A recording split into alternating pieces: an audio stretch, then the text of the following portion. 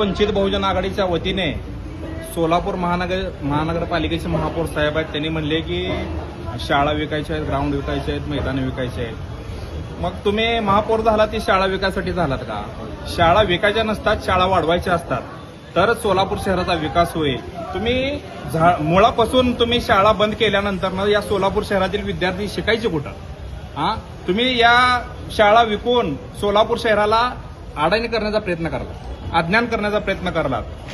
आज आपल्या महाराष्ट्रातील काही महापुरुषांनी आपले घरं विकले, सोनं दागिने विकले आणि स्वतःच्या जमिनी विकून त्यांनी संस्था उभा केल्या आणि या महाराष्ट्रातल्या विद्यार्थ्याला त्यांनी घडवलं आणि आपला महाराष्ट्र भारत देशामध्ये महाराष्ट्राचं नाव त्यामुळे झालेलं आहे. आणि भाजपचे सरकार जे आहे आता त्यांना फक्त आजपर्यंत एअरपोर्ट विकले, रेल्वे विकले, सगळे विकले, आता सोलापूर शहरातल्या शाळा पण विकाल्यात. त्यांना लाज वाटली पाहिजे की विद्यार्थ्यांसाठी शाळा विकल्याने तर बांधल्या पाहिजे. कालच तुम्ही अक्कलकोट तालुक्यामधील ती बबला गावामधील जी शाळा आहे ती शाळा पडून तिथं 12 विद्यार्थी जखमी झाले आणि 2-4 शिक्षक सुद्धा त्या ठिकाणी जखमी झालेले आहेत.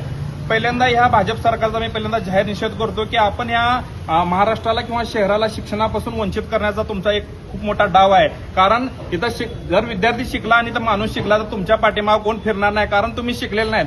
तुम्हाला जर एवढं शहराचा उत्पन्न वाढवायचं असेल तर तुमचे हॉटेल विका, तुमचे हॉटेल आहेत, हॉटेल विका, तुमचं घर विका, तुमच्या गाड्या हजार कोटीच्या गाड्या विका.